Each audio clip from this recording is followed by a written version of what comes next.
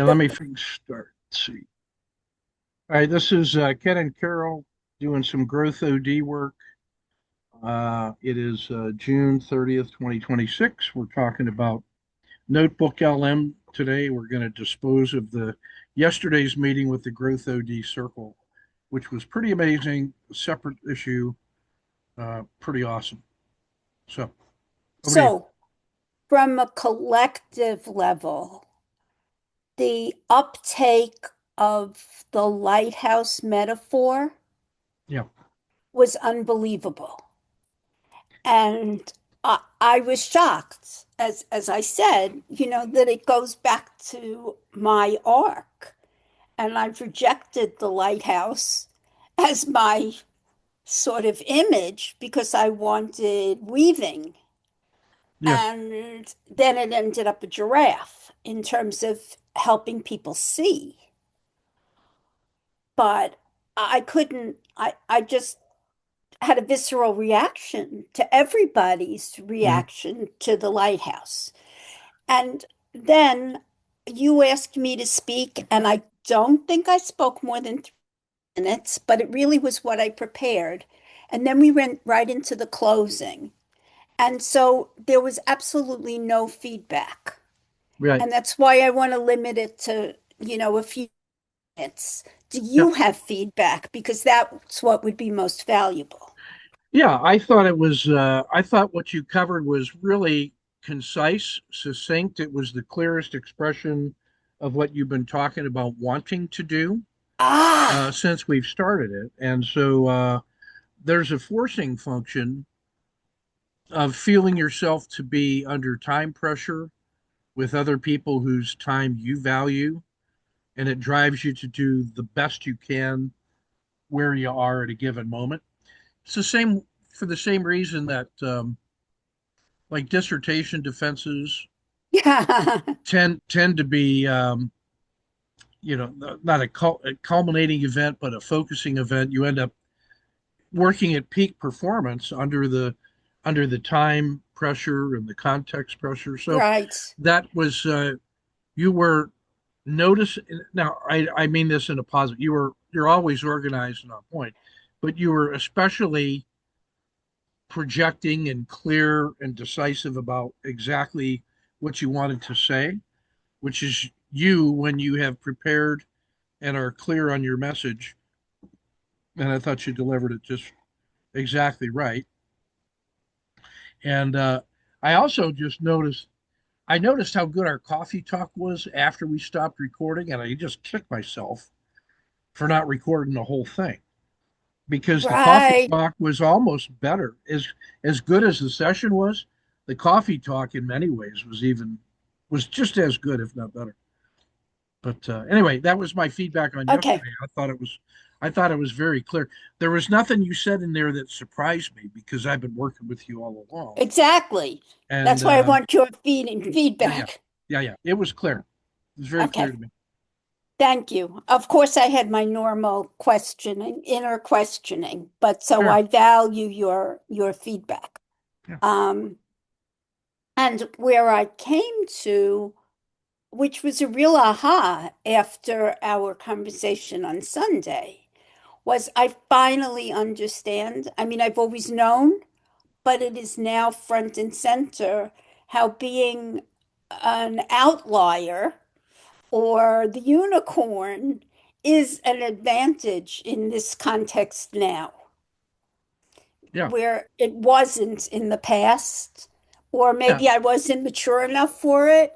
I'm not quite sure. Well, it's just, I think if you look at this as an action research event, Very much so. I consider you to be in the Australian action researcher Bob Dick. I don't Uh, know that. he's amazing. Well, he's got he's a real pragmatist when it comes to action research. And he developed a set of 7 questions that the action research designer should consider when deciding how to structure an action research perspective. For example, The first thing you have to decide is, are you big A action, little r research? Are you little a action, big R research? So that's, you got to lean one way or the other. Yep. You could try to be perfectly balanced, but there's always, you got to pick one, and then you give the other one respect, but you really have a primary purpose, and you hope to get what you can out of the other side. So if it's action, I really want to improve the situation I'm in, and then Well, that, I'm going to use some research yeah, to help me with that's that. where I am. And but if you're wanting to do research and you need to perform some action to do that, you are more concerned about the quality of the research as the primary driver, and then the action just supports that. That's if you were doing some kind of action learning in order to generate research. You would go to So, some organization and go through a project, but you're really trying to learn what they did illuminates the issue you're studying. You're trying to generate research from their action. Whereas if I'm an insider and I want to improve my organization, I want to improve my organization, and maybe there's some research value. So that's like the two distinctions. Well, one of the other things, like the second thing is, as the researcher, you got to decide, are you inside the organization doing your job and somebody else is going to perform the research? So you need a partner. Or are you going to be outside the organization conducting the research and you're not an active participant in the operation of the organization you're studying, which can be problematic if you're studying your own organization and you've got to play a role. So the intermediate position, there's three positions you can take. Is you're either the researcher or you're in there working, or you're going to try to straddle, which is there are things that I have to do as a member of the organization to do my job. And when I'm doing that, I'm doing my job. But then I can put on my researcher hat and then study the action and the research. And now I'm going to participate. So I'm participating in both roles. So, anyway, Bob Dick identifies 7 questions that an action researcher should address in order to encompass the design of that action research project. I used that for my dissertation. It was very helpful. So, what I say all that just to say, the role that I see you playing in this is as a person who straddles. right, I'm an Because insider action researcher right, without institutional validation. yes, and so you're doing research, but you're also participating as a member. So there are Correct. times when you've got your little researcher baseball cap on, and other times that you've got your growth OD member hat on. You know, in the same way that I am about 80% growth OD participant and about 20% researcher, which is nice because if you were 80% researcher and 20% participant, those times when you are acting as a participant, I can be the researcher. And then those times when you're being the researcher, I can be the participant. So that way, when you do a partnered approach like that, that's often the way that you have to account for the design to be 100% coverage of both the inside and the outside. You know, like if you're 100% researcher, all you got to do is find the key person on the inside who's going to be your, organizational sponsor, that kind of stuff. If you're inside the organization, you got to find the external researcher who's going Correct. to gather the data, do the analysis, and all that. When you straddle, you have to you have to account for both of those, and you usually have to have a partner in research to cover you when you're just acting as the worker. So that's I You wanted to say. can't believe how valuable that just was. Well, And it good. really explains what I have not been able to convince the people that I'm working with, Yeah. that none of these roles, let's call them, if not jobs, Yeah. in supporting this doctoral program are individual jobs. They Right. need to be partnerships.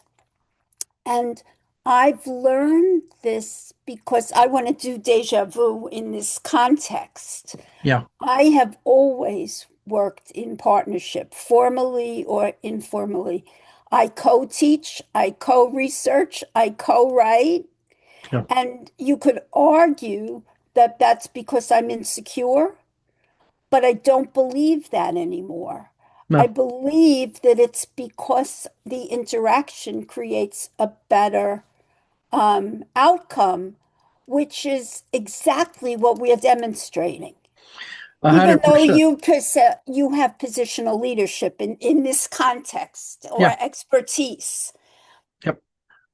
I but call that circumnavigating the elephant for the traders. circumnavigate. I have a really nice sketch of a hand-drawn elephant. It's one of my favorite sketches. I got to find it some. So imagine the elephant and the six blind men have circumnavigated the elephant, and one, none of them knows what the elephant That's is right. totally, but one of them knows what the trunk feels like. One knows the ears, and one knows the Right. body, leg, and tail. So you learn the sum of knowledge that they have created about the elephant is greater than the sum of the parts. The whole of their, if and only if they have a communication system that allows them to share knowledge about what each of them knows. They have to have a common frame of reference in order to build the meta model, the multi-dimensional model of the elephant.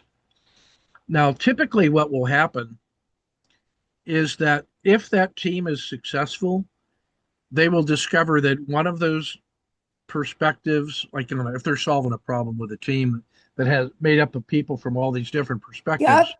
one of them ends up contributing the insight that lets us make the tactical victory. And then everybody attributes the success of the project to the one guy and his perspective that was the tipping point, that had the greatest contribution.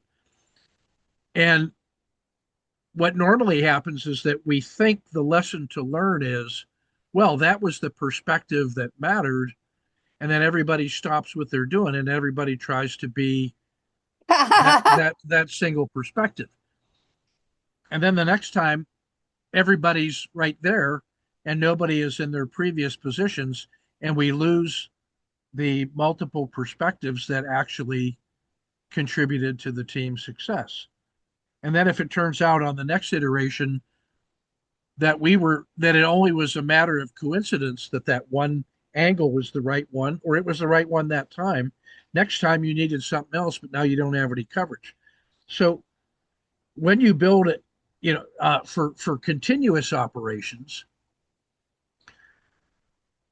if you're successful the first time, the next biggest challenge is how to preserve the original equally weighted distribution of different perspectives and to retain this circumnavigation of the elephant. Because next time you don't know which perspective is going to be the important one. You know, the elephant may change his ways, and now you need to have seen him from the other side.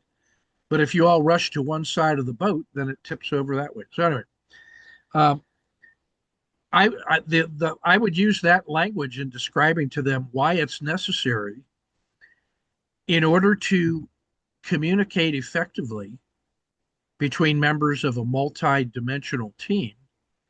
It's necessary that each of us has cross training in the other disciplines, not because we're going to be the primary doing that work, but it's so that each of us has the ability to communicate with the expert doing that work. We have created the common frame of reference. So imagine you spent, using the 80-20 rule, imagine you spent 80% of your time working on your area of expertise and 20% of the time spending 4% on each of the other five. So five other dimensions, let's say 75, 25. So I spent 75% of my time doing my thing. And then I spent 5% of my time with each of the other five. So that totals up to 25% of my time. Now I not only am responsible for contributing my unique insight from my expertise, but now I'm prepared to listen to the expertise of them because I invested some time in carefully understanding what they said. And I have enough cross training to be able to interpret it and then contribute to the overall integration. Now, here's the problem with integration. And we know this from the systems management program at USC. If there are six people around the elephant and each one has their own expertise, there is a seventh expertise that is implied, and that is the expertise of integrating six different experts. If you don't have that seventh expertise, then the integration of the six people is only as good as their individual integration skills are. And all of them are only at 5% in each other. So when you have different roles of expertise, this is why the systems management program at USC was created for Department of Defense. Because back in the 60s, the weapon systems had become so complex that no individual expertise was able to manage the entire program. So my master's degree program's leader was the lead engineer on the B-1 bomber and also on the nuclear submarines. And what he told us was, look, in a nuclear submarine, it's a better explanation than a bomber, but in a nuclear submarine, you have the nuclear power plant and you need nuclear engineers. You have weapon systems, so you need weapon system engineers. You need human factors for uh, sustainable life support of the humans on the sub for a year at a time underwater. And you need communications, electronics, and you need a blah, blah, blah, blah, blah, blah, blah. So you get an engineer from each one of those disciplines on the team. But if the lead engineer was a nuke engineer, then the submarine looks like it's a giant power plant and there's no place for the people to live and it can't carry any weapons because the nuclear power plant is optimized. If you got an HR person, then the crew quarters are really luxurious for a submarine, but it can't carry any weapons because they took up all the extra space. And if it's a weapons guy, you don't have room for the people with the nuke power plant. So what they found was because of and if you made all of the engineers co-engineers, nobody was skilled in translating the expertise of one person to another, and nobody was capable of framing the trade-offs in an independent, reliable way.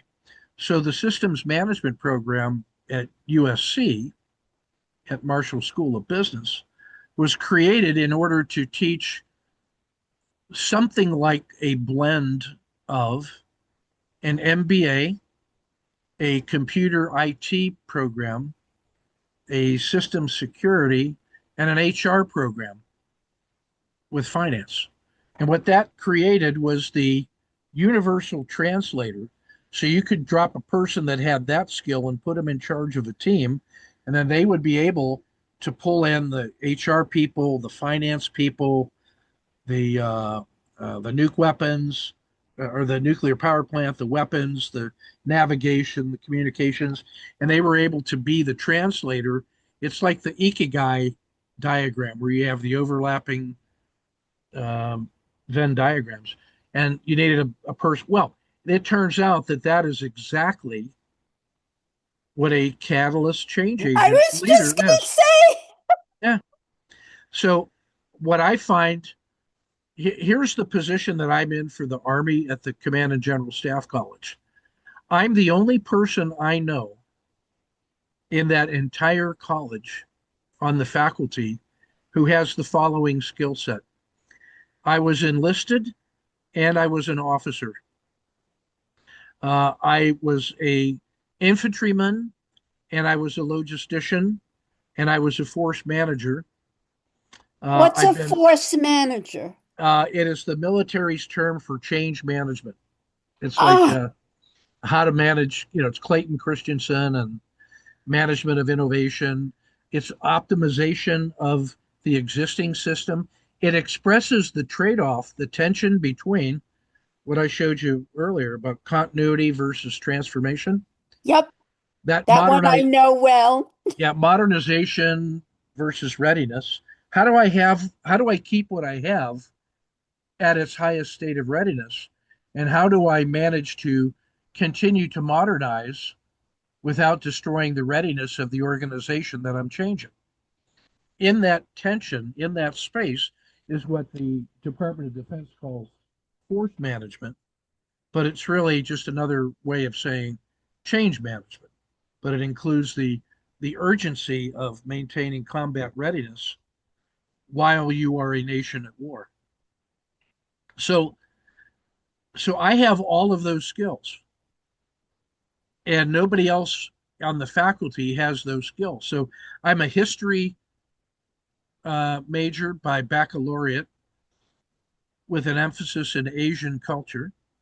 I'm a No, wait. really no really I know that's me. I don't know History? much of yeah. My undergraduate degree was in history, specializing in China at the end of the Manchu dynasty and the beginning of um, the nationalist Chinese who replaced the Manchus and who in turn were replaced by the communists.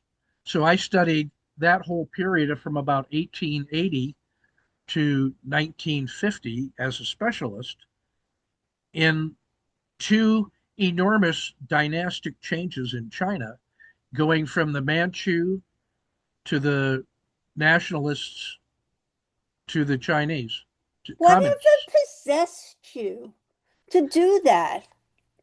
How Well, did you get it, interested in that? well, if you can stand me telling another story, I was I am a natural mathematician and engineer by preference. My dad was a industrial engineer and quality control specialist, so I inherited that perspective, and I grew up working in a machine shop. So I was at the top of my class in high school, in the top, whatever percentage. And I had no idea. I'm very unworldly. So I had no idea, even as a senior, I had no idea what I was going to do in life. I was just too busy learning. And where did you grow up? Um, in the Iron Triangle between Detroit, Cleveland, and Pittsburgh. Ah, So all of my ancestors on my mother and father's side, on both their sides, are either coal miners or steel workers, or in the my dad was in the automotive I engineering. was just going to say automotive. Yeah, so that is that's my background. Well, I went into the guidance counselor who I had never met, and he took a look at my record. We spent about 10 minutes together, and he said, "Well, you got these amazing scores on math, science, you're athletic, and you love the outdoors. Um, forester, forest rangers are needed. You should study forestry." And a friend of mine was going to engineering school at Michigan Tech, and they have one of the best forestry schools in America. So off I went to Michigan Tech in the Upper Peninsula of Michigan, 5,000 engineers, um, and I was studying forestry. So I went into the first forestry lesson. Now, the first term, I was studying math, science, mathematics, biology, and chemistry, which I love. And then I went to my first forestry class, which was tree identification.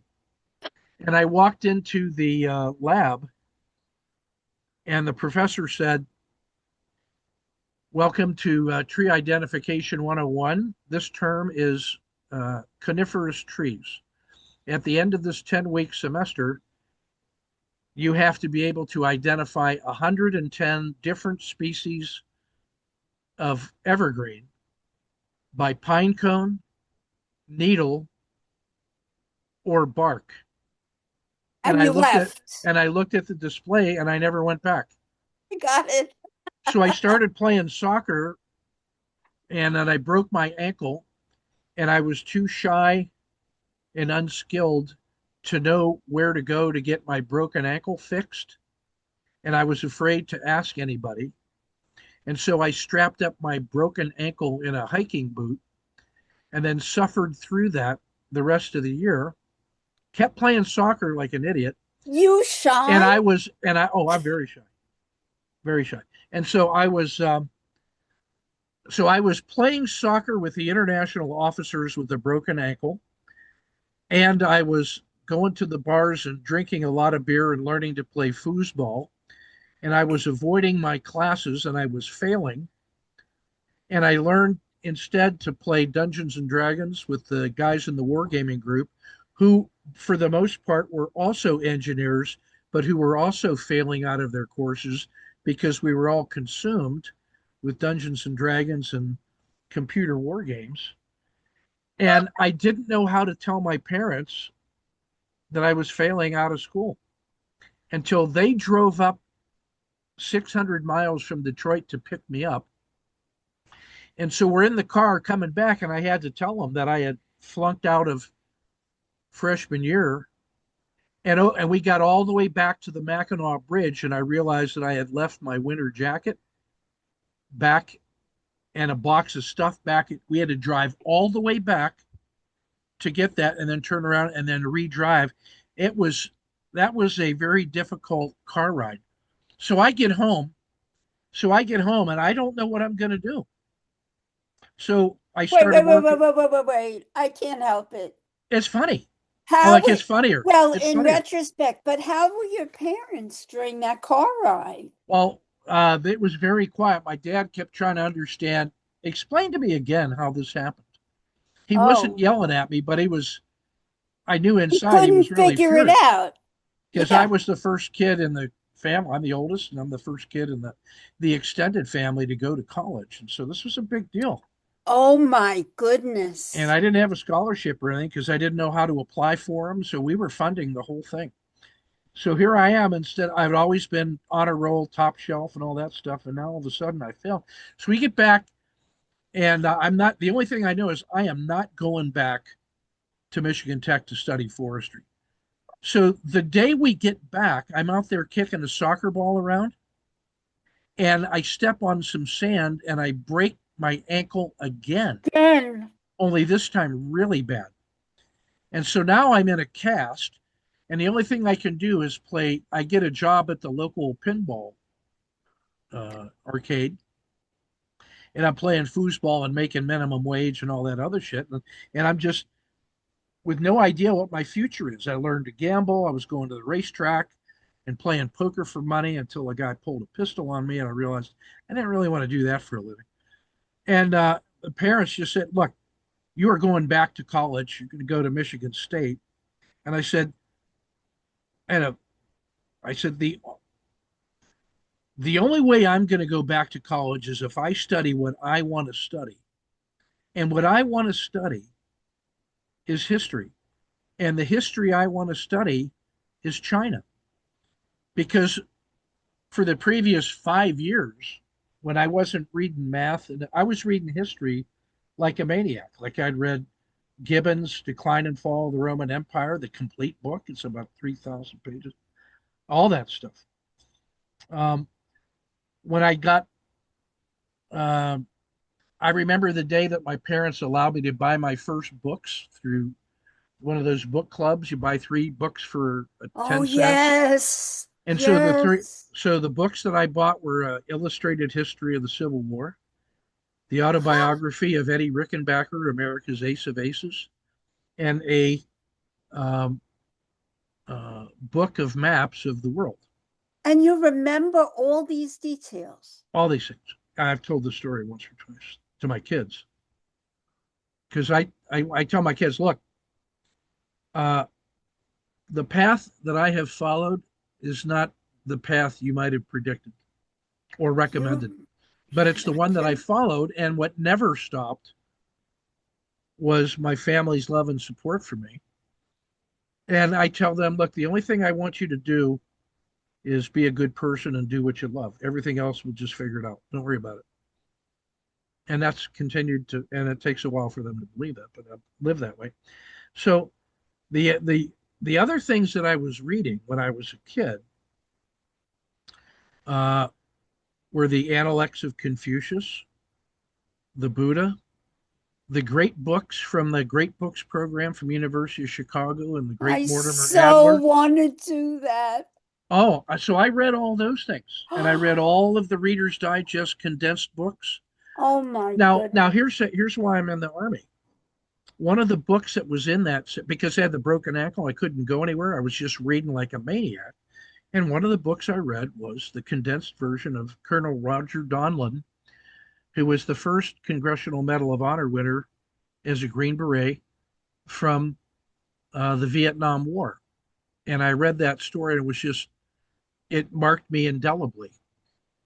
50 years later, I'm a professor in the Army at Fort Leavenworth, and Colonel Roger Donlin, retired, lives in Leavenworth, has always lived in Leavenworth, and was a frequent appearance at the college. And he's just everything you could ever, you never want to meet your heroes. Yeah, you do sometimes.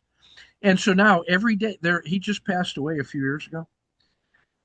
In the antechamber of the college, which looks like a cathedral on the new building we have, on my way to my office at the end of the long opening cathedral is a tribute statue to Colonel Roger Donlin with his Medal of Honor around his neck, contributed by his family. And it says at the bottom of that, I wear this medal for those who could not come home. Yeah. And so when people ask me, I thought about his story for 50 years. And one of the reasons I joined the Army was the sense of service and duty to others that was described in his book. 90% of his book was about his beliefs and his background and his preparation and his life in the Army. And about 10% was about the circumstances of the firefight in which he deservedly won the Medal of Honor. And that never left me my entire adult life.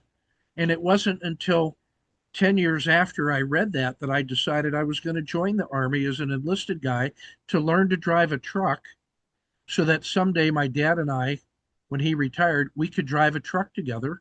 Because when I was a kid, he used to take me in the summer on long drives as a sales rep between Detroit, Chicago, Cleveland, and Pittsburgh, visiting original equipment manufacturers selling parts. And he used to just tell me stories about the family and life and all that. And all I ever wanted to do was drive a truck with him. So when I finally graduated with my history degree in Chinese history, and I was going to teach high school, I taught high school for a year in the inner city in Pontiac, Michigan. And I said, I'm not going to do this for life, because I saw what it was doing to the other teachers in their 40s, old people in their 40s, and I saw how much they hated the job and they hated the students. So I said, they didn't start out that way, and maybe I need to do more with my life than be a student my whole life and then become a teacher. I don't know anything outside of that. So I need to take a break and reconsider my life. So I know I'll join the Army for 3 years, learn to drive a truck, satisfy my family values of serving the nation, because all my uncles on my very large family tree had all served in World War II or Korea, including my dad. all of them served. So I said, you know what? Here's a chance. I'll serve. I'll make a little money. And they were offering a program where you could contribute $1,200 a year, and they would double it, so they'd match it with 2,400 in your own earned scholarship. I said, well, I want a master's degree and I can't afford it. So I'll join the Army for 3 years, drive a truck, max out that thing. I'll go back and get my master's in history. Then I'll be ready to be a teacher. So I joined the Army to do that. I got into the Army and discovered I really love this stuff. And I had a first sergeant who said to me he had been in Vietnam for 6 years as a Green Beret, like Mm. Roger Donlin, knew Roger Donlin. And he said, you know, Long, you've got a 4 year degree and you're a sergeant. What are you doing wasting your time here? I said, you either go to officer candidate school or get out of my army. And I said, well, I'll go to officer school if you prepare me. So for 6 months, he used to prepare me for officer school by smoking me. My barracks room was right next to his office, and he just tortured me for 10 minutes every morning for 6 months to get me conditioned to go to officer school. The day I left to go, he came in and he says, you're ready. The guys that are teaching there can't smoke you the way I did. So it'll be easy. So What no does matter what, smoke mean in that uh, context? put you do push-ups and harass you and make you try to quit and all that shit. Oh, So psychological pressure. So I go to OCS. I get commissioned. I fly back to Fort Sheridan, Illinois, and give him he he gets the gold coin as the first salute of the new officer, and we reconnected in that way. And then I went out, and then I got assigned to Korea as an infantry platoon leader in the DMZ, and then assigned to the Ranger Battalion, and then the rest is sort of. And then 25 years later, I wake up and it's like, oh my God, I've got this Army career that I never planned to have, but it kept the next thing was always to just keep doing what I was doing, only more so. And so I've kind of always lived my life that way, trusting in the judgment of the moment to be connected with the greater purpose and to be able to keep my eyes on the prize, but kind of live in the moment and just make the play the hand I was dealt.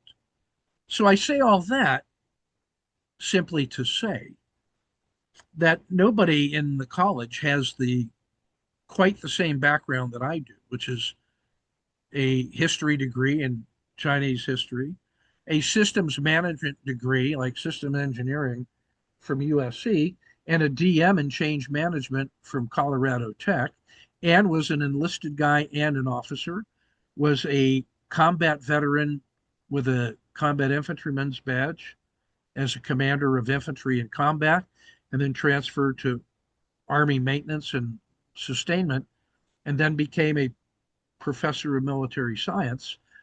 And unlike almost anybody else, 24 of my 25 years of active duty were spent in combat organizations. Most guys end up getting assignments in recruiting or personnel or training or outside of field units to do the other things the Army needs officers to do. But for by hook or by crook, I've always been in combat ready units, and that shapes my entire focus on warfighting. Um, and so I have a unique set of skills for the Army, and it's combined with a sense of duty to others that keeps me serving where I am as a professor because I still have things that I can teach the young soldiers. Um, and like I said, and every day I walk past Roger Donlin's statue and I'm reminded of that. So the other things that I try to do are ways that I can serve these other interests I have, but always organized around duty to others. Like when I coach youth soccer, it was so that my kids would have a good coach. And then I stayed with it and building the leadership program and helping families understand. So soccer is part of the whole leadership development and physical fitness. teaching in the Ed D program is to help uh, future educational leaders understand with the Ed D degree how to set up programs that support all the kids wherever they may be, not just the book smart kids, and then how to support their teachers. And then I run a business for trading because I became interested in trading because of my wife's dad, who said I was an idiot for just using mutual funds. So I started trading and learned how to do that back when I was a very young officer and only making $500 a month. So, uh, Wow.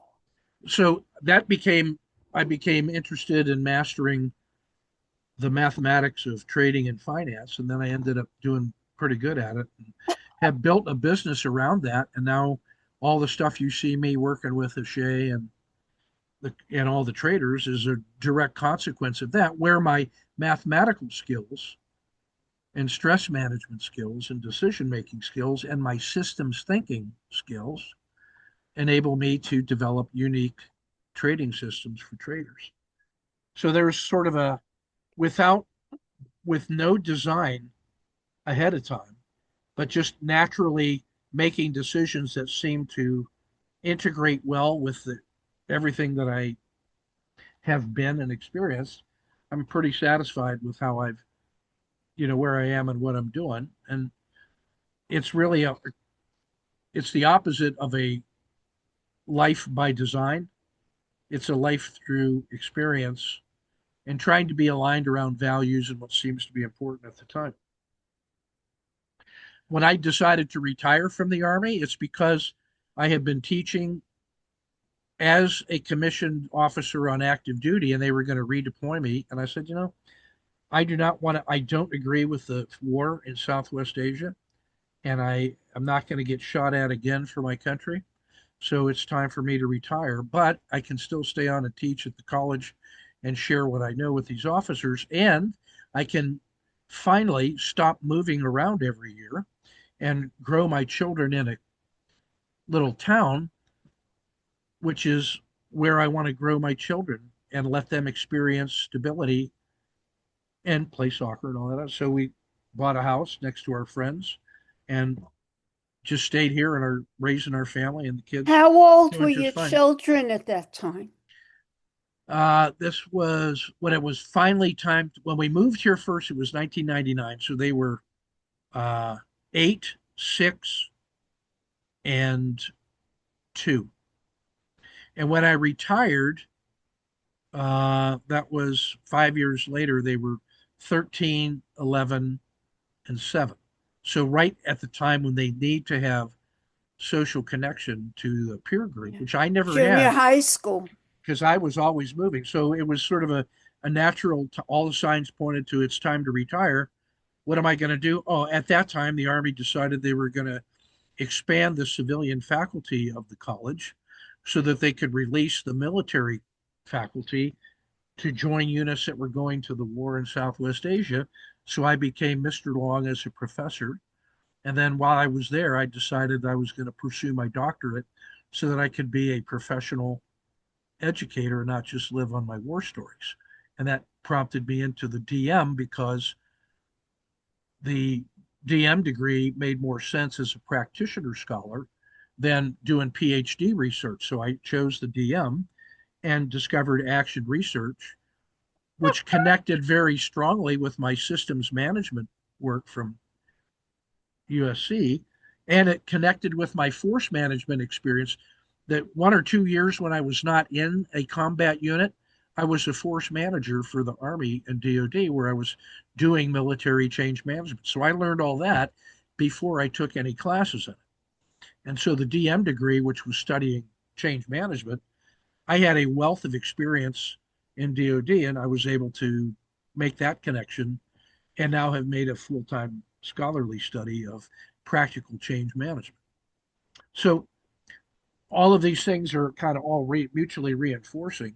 So it gives me a set of skills as an executive officer, as a change agent, as a trail boss, as a leader of teams, as a team builder, but also informed at the very root level of values by Taoism and Confucius rather than Christianity and the Western ways.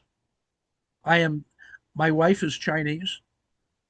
Her Ah, her that's what I was going to ask. Where her does this parents. come from?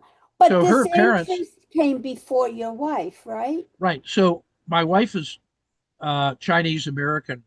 Both of her parents were born in China and left in 1949 when the Chinese communists took over, and they fled Canton and came to California, grew up, met each other, got married, and now raised five kids who were first generation Chinese Americans.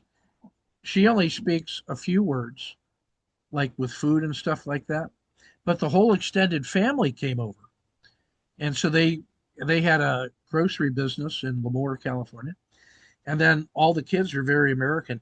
I am more Chinese Yeah, by philosophy and I got that. and beliefs than my wife is. So the kids have had a good balance of American and Chinese, but they get the Chinese stuff from me and the American values from her. And That's we met hysterical. when she was going through OCS at Fort Benning. She had joined the she's a chemical engineer, I and don't believe it. she joined the army and went to OCS at Fort Benning when I was assigned to the 3rd Ranger Battalion in Special Operations as a young lieutenant.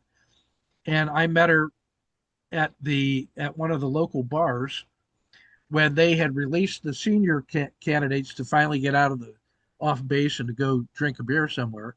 So she and a bunch of her girlfriends went to the bar the same night that I was at the Ranger Ball in my dress blues. And after the ball was over, we went out to Ethel's Gas House, which is the bar at the Holiday Inn on exit 5, just outside Fort Benning. And my roommate was dating one of her girlfriends. And I met her there and asked her out once and asked her to marry me uh, a few weeks later because she was on orders to go to Germany after graduation, and that used to be a 4-year tour, and I did not want to try to maintain a relationship of that distance for 4 years. So I said we should get married, and that way try to get joint domicile. They try to assign you together. Well, the closest they could get us on short notice was I was at Fort Benning, Georgia, and she was at Pine Bluff Arsenal in Arkansas, which is about 700 miles away. And so on weekends, one or the other of us, usually me, I would drive like a maniac all Friday night, get over and spend the weekend with her, and then drive back to be ready for work on Monday. And so we did that for about 18 months. And then we were assigned together finally at Fort Polk, Louisiana. Uh, and then we, and then we chose to go to Germany. We're the first two in our 4th or 5th year of marriage.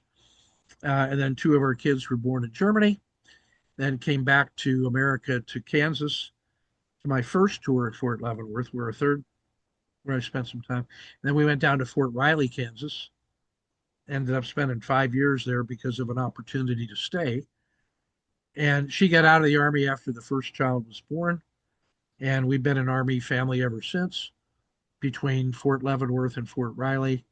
And I finally retired out of Fort Riley or out of Fort Leavenworth in 2004. And I've stayed on to teach at that college ever since.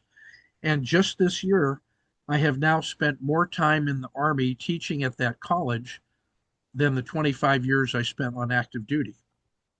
So I am in my uh, 27th year of teaching. I had 25 years in the service. The last 3 years, I was here as a teacher, but then I retired and I stayed on teaching. So I've been teaching in the college for 27 years, but I have about uh, 50 years combined service to the Army of the Nation as a enlisted man, as an officer, and now as a faculty member at Fort Leavenworth, where I continued to try to serve as it makes most sense to me. And then each year I ask the students, am I still adding value in the classroom, or is it time for me to retire? Until they say it's time for me to retire, I'm not going to retire. And that's the next decision. That's the only next decision I have to make, because I'm not going to change my business, stop playing soccer, stop teaching in the doc program, stop working at Growth OD. I'm not going to do any of those until I die. And the only final decision I have to make is when to retire from the college when my duty there is complete. And that decision is going to be made by my students each year. So that's how that's going to go. A very simple life. Uh, I've made it very simple to be me. And then I only have to do the things I want to do because I have, pardon my language, FU money because of the trading and my retirement and the Yes. and the business. I don't have to do anything except what I want to do, which isn't much because I don't like travel. I would rather stay here and work on things like this and Growth OD than any other thing I could do. So my wife loves travel and uh, those boat tours, the cruises. She and Oh, she and her sisters love that.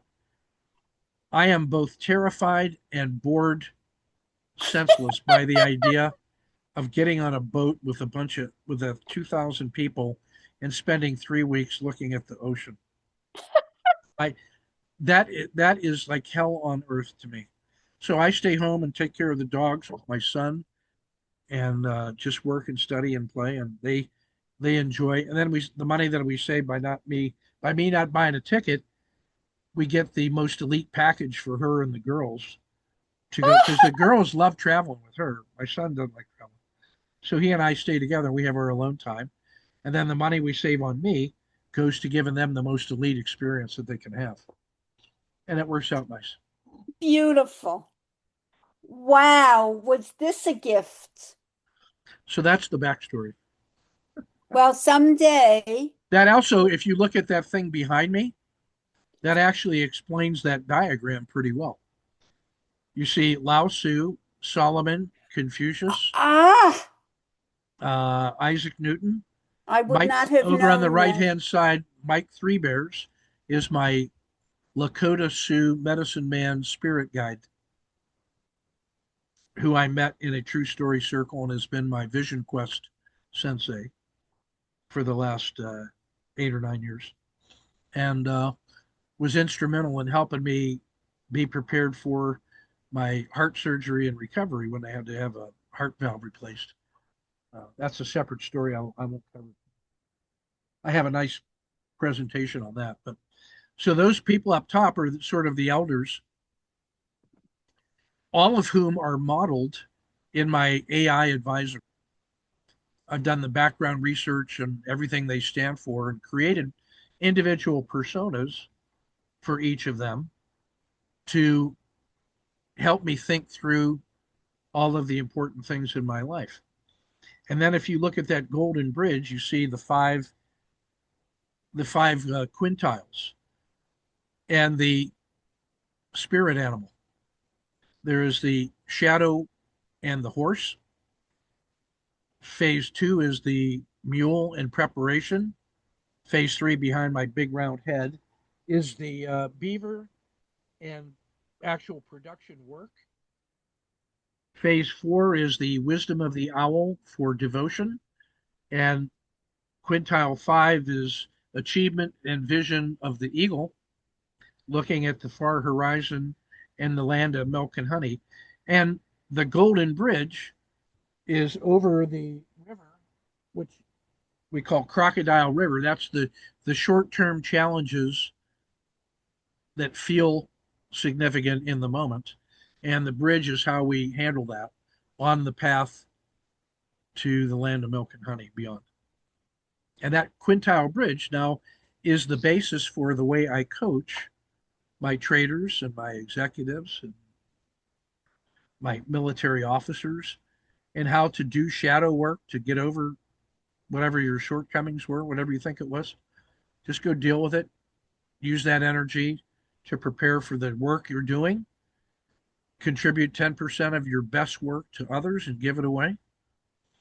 And then use that to fund the vision of the eagle, and then bring the eagle's wisdom and sight back into the coal mine where the guys are working in the shadows on all the things you think you need to work on, which is hard work. That's where the hard work is done. That's where the wisdom is made, is facing your shadows and realizing that behind that mask it's just you and the thing that you were afraid of. And so once you the release of that energy, when you finally just accept that, that's what I learned from Mike Three Bears. um, Awareness, acknowledgement, and acceptance leading to action when it's time. Those three things are when you sit down in your true story circle, your vision circle, and you have your bowl full of challenges, and you just become aware of those things, and you acknowledge that they are exactly as they are, and that you accept them as being true unto themselves, and then you can release that energy. And when your bowl is empty, you sit there in silence and surrender to those facts and just be yourself until it's clear what you should do next. And if you're not sure what you should do next, then what you should do is sit there and think about it until you're sure. And then when you're sure, you get up and you act on it, and you do the thing that must be done in support of the most important thing that you can do for so that the people may thrive, and you do your best, and whatever the results are you accept that, because you're not going to be judged on your results. You're going to be judged on your intention and your purpose. It's the universe's job to figure out what the results will be. It's not your job. It's your job to choose the thing that you're going to do and to state the intention and the purpose for why you're doing it. That's what you get judged on. Given a choice that you could do anything in your life, you chose to do that thing with your intention. That's what you get judged on, in my view, just for me. So I learned that from Mike Three Bears. And I thought about his three words: surrender, empty, and nothing. Surrender to the acknowledgement of what I just said, of awareness of things as they are, acknowledging that they are as they are, and then accepting them as they are, and you surrender to that, and you surrender to just being yourself. And once you've emptied your bowl, the next word is nothing. Once you've done that, nothing else is required or necessary. That's what nothing means. There's no other. You have become free of the past to be who you are and to go where you will. And then, so surrender, empty, and nothing. Surrender is that empty is the process of taking off all the extraneous things, setting them down until only you are left. And then nothing else is required until you decide to get up and act with full intention towards your objectives and your goals. So I thought about that for 3 years, all the way through my heart surgery and recovery and all that. And I told them what I thought about it. And I said, yeah. And we agreed that the next word to think about was love. Uh, After action. after the action is to act with love in all things. That was the only other thing to do, was to act in connection with the universal love. So I've been thinking about that for another 3 years, and when I get done thinking about that and feeling my way through that, I just keep them posted on what I'm doing. I don't know if what else I. That's probably all that's needed. So 4 words, but all the work was the work that I was doing in the moment. It wasn't in that Three Bears spirit guide model. Wisdom, and I said this yesterday. Wisdom is not the thing you go to the mountain to get from somebody as a reward for whatever you were doing, or special knowledge that's a secret. Wisdom emerges from the qualities of the work you're doing in dialogue with others as you walk. If that's low quality, then your wisdom isn't very good. But if you attend to what you're doing and do your best in each and every one of those moments, wisdom is possible to emerge from that. It might. It just might. So you make the wisdom through the work you're doing in your conversation with others. I see that as the purpose of the True Story Circle, for example. And so when I'm doing the dissertation work as a research methods person or a advisor, I try to make that unique with each and every student to get the most out of every interaction with them as they're discovering what it means to be a researcher and a doctoral degree holder.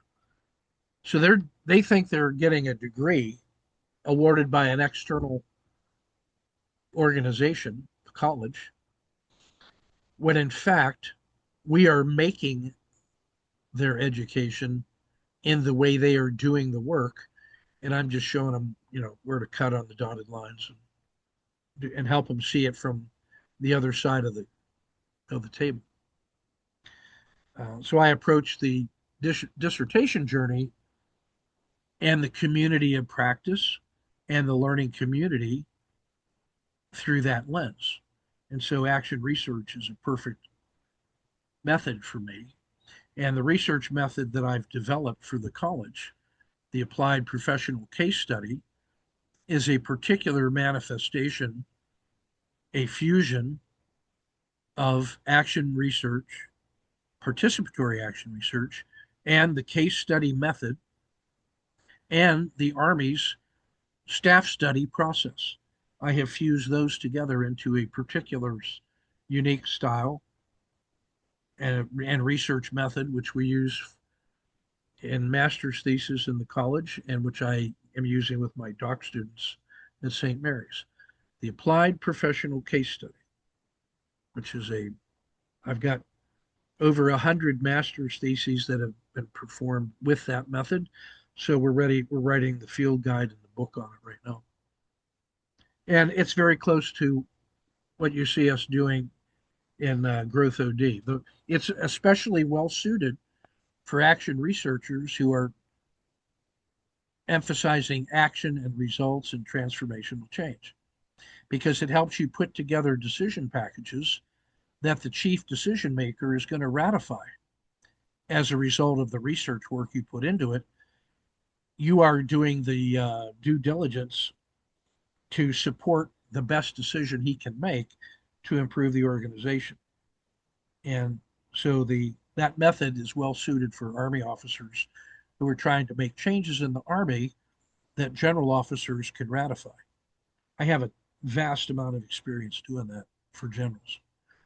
So it turns out to be a pretty powerful research tool. So that's my little story. So we I guess had, I guess that's us respecting the time limit and not taking tangents.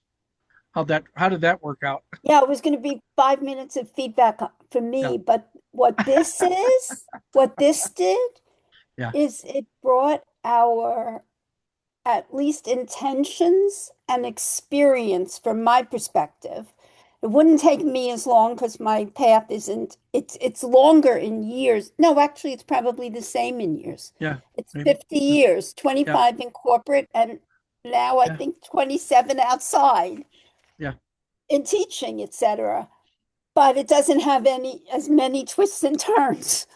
Um, but it really makes the conversation that we're having about communities of practice and learning communities in the context of action research, yeah, which we've never talked about before.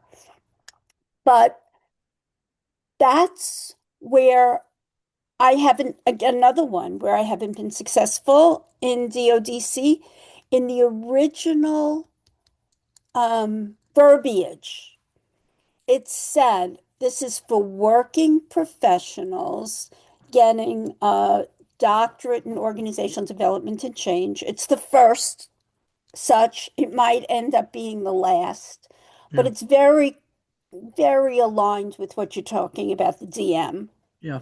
It's just focused on change and the behavioral aspects. Yeah. So there won't be any accounting, there won't be any HR shift. marketing or Yeah. H. Yeah. Well, there are a lot of HR people Well, oh taking it. yeah, for the development piece Yeah, and job and descriptions and yeah, organizational design, but not the typical right. They're having a MBA. It's not the MBA stuff. right.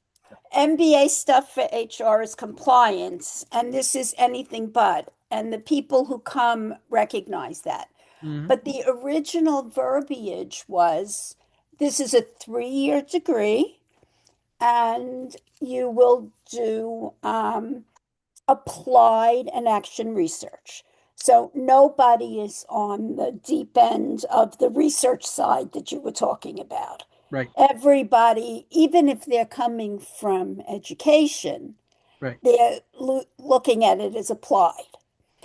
So I've been doing this now for 6 years since it began, and the fifth cohort is graduating. Yeah. And I'm an adjunct and don't have legitimacy, but I've been arguing pretty vociferously, unheard, that they shouldn't have action research in the verbiage because nobody has done an action research dissertation. Right. That's a code word for people that don't understand it to Exactly. reject it. That's why I adopted the language of case study research when I named my method the applied professional case study, because case studies have a much longer Legitimacy. lineage. Yeah. But Yeah. in the way it's actually performed is a participatory action research umbrella. And then underneath it, it picks models that are appropriate for that case study. Now, It was an either or. Hold on 1 minute. I have to do logistics. there you are. I know that well. Oh, coming later. This is too unbelievable.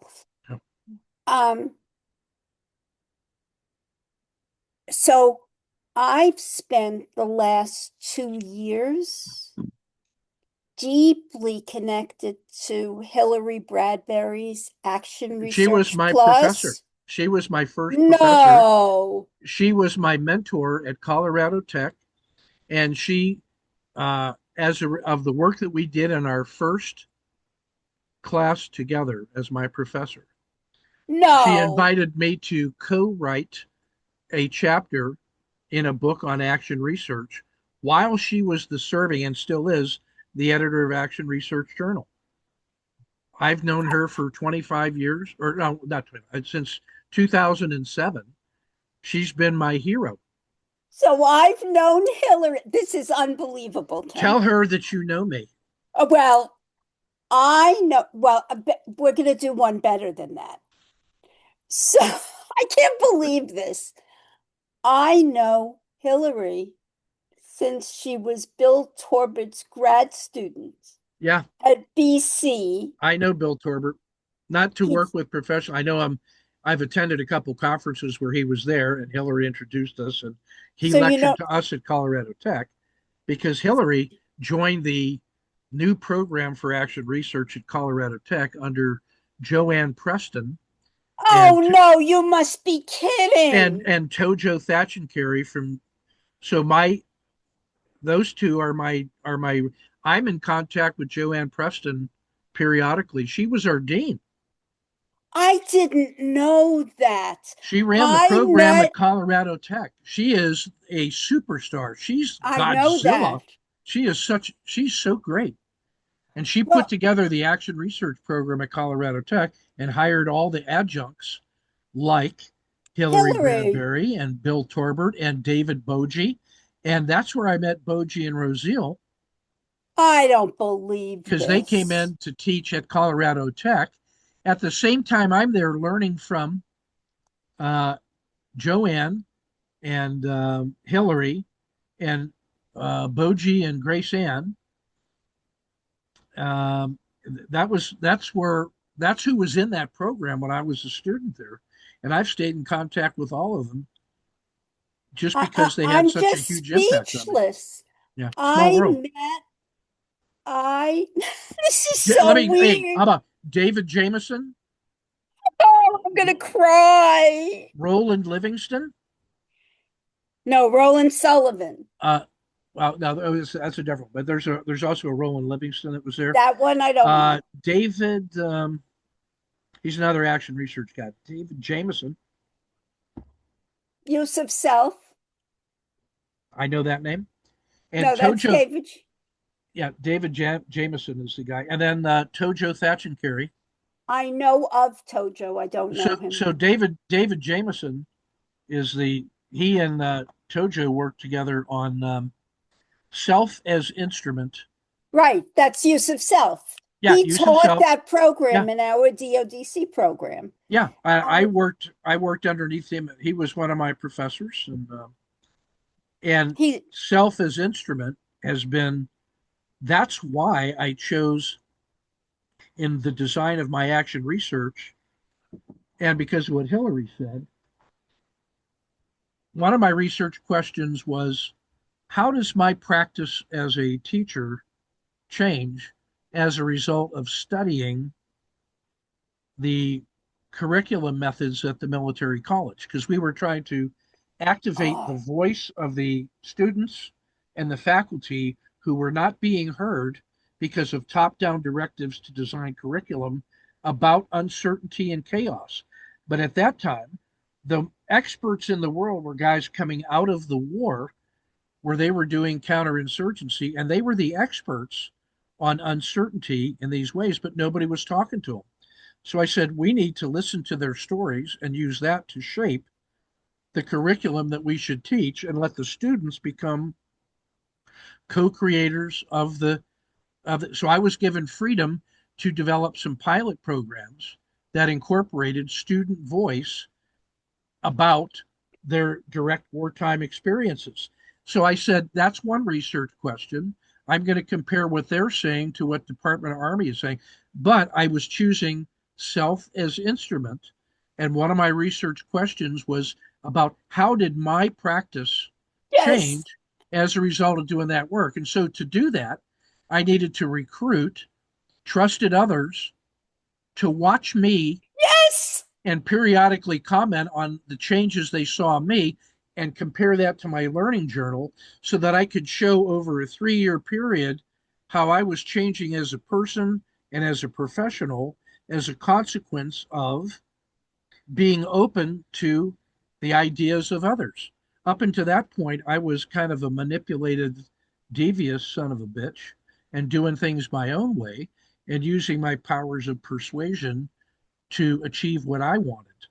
And this required me to genuinely start listening to others, giving them grace, and trying to find the collaborative way out of the darkness.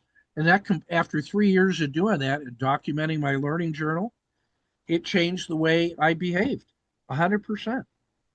And I attribute that to Hillary Bradbury Reason, now Hillary Bradbury, I guess, because of her introduction of first, second, and third person action research, and which is David J. Torbert.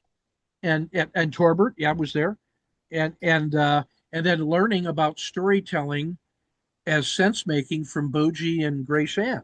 So I did that through 2007 through 2011, and then I reconnected with David around 2018 to say, I learned so much from you during that period. I just want to be a postdoc researcher for you and figure out how this storytelling stuff works. And he had just created True Storytelling, so I took the course, got certified, and and then I was running True Story circles for him all the way through COVID, which is why. And then that's where I met Olivia 5 years ago, and No. we've been Oh doing that. my I have goodness. been doing that model of being the trail boss, if you will, the executive agent to gently run the circles the way I want to run them for 6 or 7 years and supporting Boji to help translate Boji into English for the rest of us. Yes. I mean, because that dude is so smart that nobody can understand him, And but I do. prolific. But I do. Yeah. I understand him. So that goes back to the the integrator role Yes, yeah, and and the that's what I do. catalyst. That's what I do as a my. I was a really good combat commander in the army, but I mean, I was really good. But what I was much better at was as the executive officer and chief of staff and the integrator of all the moving pieces to create conditions for the commander to command. In other words, the same thing that I use AI for to help me as a human, I was doing that for other people. Yeah. So I understand.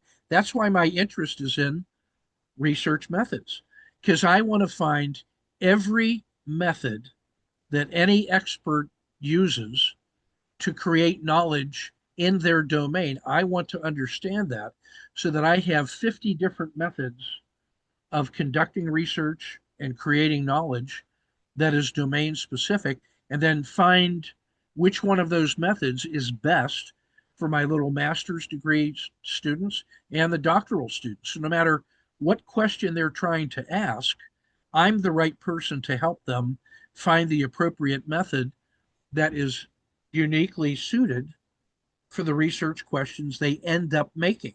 And my superpower is to help them refine their curiosity into actionable research questions. To take a problem statement, which is one thing, and a vision for the future, which is another thing, and then turn that into research questions which can actually get answers if you use the right method and you do it correctly with data literacy and quantitative and qualitative and mixed methods. So I'm actually a mixed methods specialist with expertise in 50 different research methods. Yeah, that's because I can do quant because of my background in math Of and course. science. Of course. I have a background, but I also am even better as a qualitative because of my vast experience in non Western storytelling traditions like Buddhism, Hinduism, Taoism, Confucianism, indigenous ways of knowing, the spirit excellence of Mike Three Bears. So as a child, as a young teenager, I was reading Timothy Leary and the varieties of experience, William James, and all of those things. Before I was 18, I was reading that stuff. And Robert S. DeRope, The Master Game, the guy with, the science of LSD and mushrooms and the varieties of religious experience and sense making. I was raised Catholic, but I kind of rejected that when I was 12 uh, because of reasons. And so I am much more of a Taoist with a minor in Buddhism, I suppose, and a minor in Confucianism. I'm really a Confucian Taoist, Taoist for individual life choices, and a Confucian, traditional Confucianist for the orderly conduct of society and government. I appreciate the American Revolution and the French Revolution, but as far as an orderly society goes, I'm by far a Confucian, and my I aspire to be a Junzi, which is the scholarly gentleman of virtue who, serves the emperor so that the people may thrive. That's that's why you see at the top there the Confucius, Lao Tzu, the Buddha, Solomon, and then the guy over on the left is Judge D, who was a historical figure who passed the imperial exams and became a county magistrate as a Confucian scholar and grew to be a really influential scholarly gentleman at the highest levels of the Tang Dynasty, and who was the inspiration in the 1920s. Now we're going deep for Robert S. Gulick, who was a Dutch diplomat to China, who in his spare time in the 1920s created the genre of Chinese detective novel, but using Judge Dee from the Tang Dynasty as the model to create the equivalent of Sherlock Holmes, but with the Chinese tradition. So those are the movies that I watch and the books that I read for fun. Unbelievable. So he's the model of the Confucian scholar gentleman, but who is in practical terms. See, so the provincial magistrate in the Confucian society was the judge, the jury, the police, the prosecutor, the defense attorney, the city manager. He was everything. He ran everything for the county. And if he and it, but he was informed by the traditional Confucian virtues that he learned while he was learning the Chinese written language. They taught you the Chinese written language by having you study the Confucian classics and how to interpret it starting from the youngest age. And that would install in you the Confucian values and virtues so that when you were a grown man, you would be a politician or a governing official applying Confucianism in the world. And that's how the Chinese defeated all of the foreign conquerors. Because the only way that you could collect taxes from China, all the little magistrates and everything, was you had to tie those guys together through the written language. So you had to send your people to Chinese school to learn to take those positions. And when you put your kids through that kind of education, they become sinified. They become Confucian scholars, and then that all that foreign blood would get infused into the Chinese tradition. So you get the dynastic cycle would continue for 5,000 years. Even though periodically foreign devils would overthrow the empire, within one generation, they had become Chinese because that's the only way that you could collect all the taxes was to have your people learn the written language, and that made you Chinese, and so Hmm. they absorbed you into the Borg. That happened to the Manchus. It's happening to the Chinese communists. Mao tried to defeat that by eliminating all of the Confucian classics and purging all of the people who believed in the Chinese traditional virtues. They ended Peking opera, which was all of the traditional Chinese folk tales like Journey to the West and The Monkey King. They wouldn't allow them to perform that, and they sent everybody to re-education camps to become the new communist man. All that was rejected in the 70s after the excesses of the Cultural Revolution happened, and they rejected Mao, and Deng Xiaoping replaced the Chinese communist way with a modernized Chinese version of capitalism Hmm. and modern technology, which is why they're kicking our ass now. So that was the period of time that I studied as a young man Fascinating. after I failed out of forestry because I told my I parents, love it. I'll go back to school, but only if I study the things I want to study. And they said, we agree. Just be a good person and do what you love. That that's amazing. I mean, I would love to be around a table with your family and hear what your parents would say now. Yeah. I mean, Well, look at what they've raised in you and at may least your they rest in brother. peace. I'm now the Ah, senior male. what a story. Well, I think I've taken you Now, past here's your what we're going to do dinner the things that time. we're supposed to do. You watch that video. I Now, watched it and I'm overwhelmed it's pretty cool. with opportunity, and I Yeah. don't know where to So begin. here's I what we're don't going to even do. know what koala is. So Koala is my little my broker for AI. It lets me use any of the AI models, and it's a writing thing. Now, can you see that screen now? I have all of those Yes, different I notebooks. can. Yeah. Yes, I So I'm going can. to go and I'm going to pick this one, Cultivating Communities of Practice. It has 211 sources. That's this. So the 211 sources are all these things on the left-hand side. Those are things that I've uploaded and things that I've researched. If I want to add to that, I can go do uh, add sources, and I can either drop in new files. Now, what I'm going to do with this Zoom recording when we're done, it's going to record. It's going to give me a recording, visual, but also the auditory.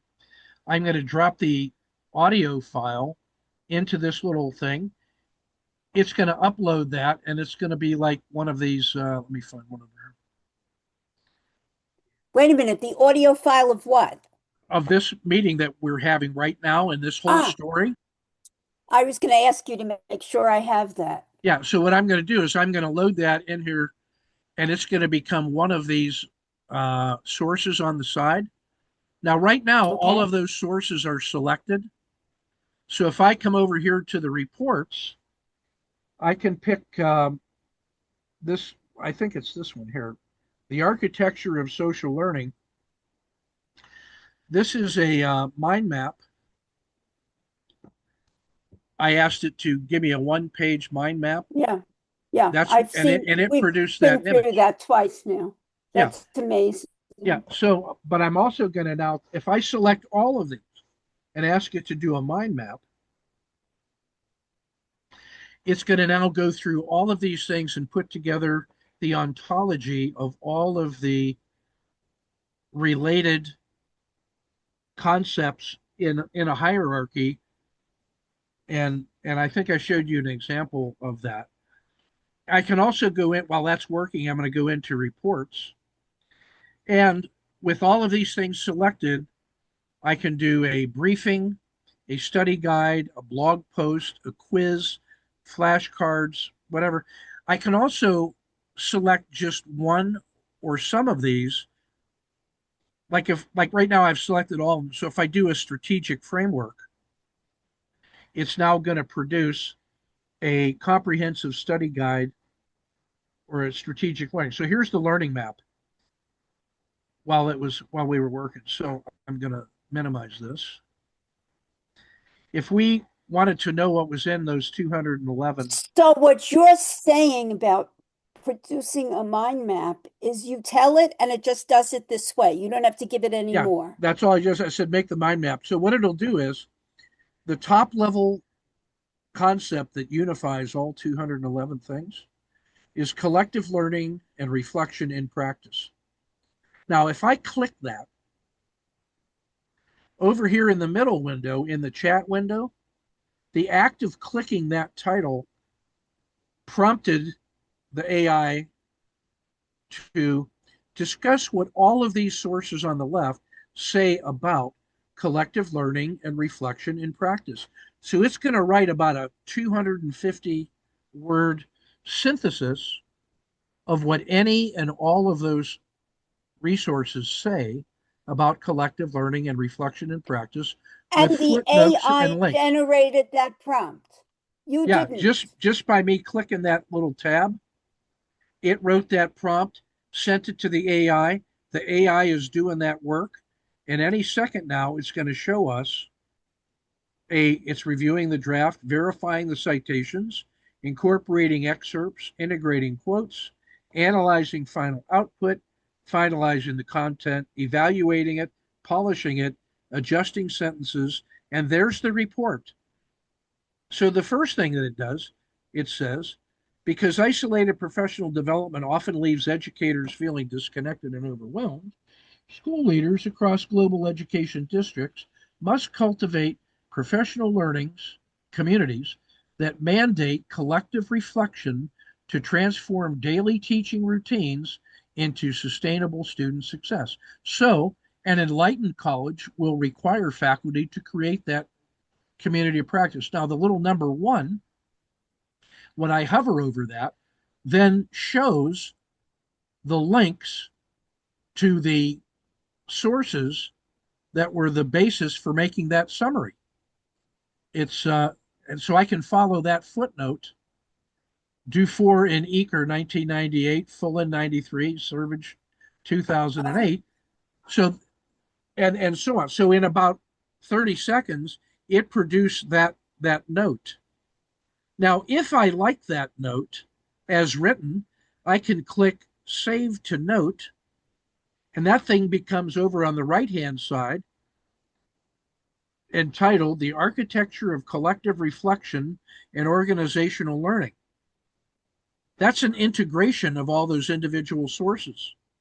If I like that a lot, and I could click on it and see, here's the text, it's the same text, I can copy and paste that to Word, or I can convert that to a source. I can add it as a permanent source for all future reflections. When I go to the bottom of that, as a result of doing that note, it gives me 3 more follow-on questions that it thinks are connected to the summarization that it just made, such as, what refinements should be made to those 15 summary points? So I could expand any one of those 15. How do speculative, dialogic, and polyphonic reflection skills differ in practice? Oh, that was Oh, those 3 categories, right? right, right. So, so that's what that little note will do. Uh, and the learning map, that whole thing was created because I clicked on that top level tab, collective learning and reflection in practice. Now, underneath that are 5 next level content chunks: collective reflection models, polyphonic, dialogic, and specular. If I click on polyphonic, it builds that out to uh, collective brainstorming, sense making of puzzling, and monitoring common processes. Now, on any of these, a dialogic breaks out to this, and specular rate breaks out to that. Now, every time I click on one of those, over on the left side in the chat window, it went ahead and prompted that and created, it's already tying together those into the next note. Discuss what these sources say about polyphonic reflection in the larger context of collective reflection models. So I can now go through all of these. If I build out all of these, look at the degree of interconnectivity and complexity that's reflected in this Unbelievable. entire body of knowledge. So that's what the body of knowledge maps to. See how that ontology builds out? That's Yeah. building the integration of all those 211. Now I can also just come over here to the chat window and just say anything I want. Like, I don't know, what's the difference, if any, It's between a community of practice and a community of learning community. practice, and a learning community? Express this as a Venn diagram Ah, and okay. identify overlap and unique areas of cognitive effort or something like that. So we've been talking about that from the beginning, have we not? Yep. And then I would go deeper and say, Yeah, how do you apply organizational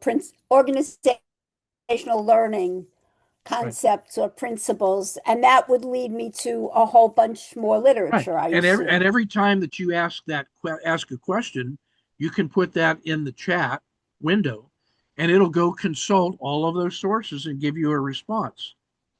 Now here's And something will else it go and get me news sources? here's I'm going to show you that next. So here's what it said about the first, what's unique to learning communities? Cognitive effort and focus. The cognitive effort in a learning community is typically driven by organizational goals, specific Correct. curriculum, and measurable results, such as student achievement or organizational improvement. Learning communities often form because every member requires development, bringing out an expectation of equal participation and contribution from everyone involved. And then it's different in structure and leadership and knowledge and application. And then it gives you 3 bullets about what's unique to communities of practice. And then it says, here's the overlap: shared cognitive effort, social architecture, and capacity building. So now we actually have, I could take that and say, watch this. I'm going to take this selection,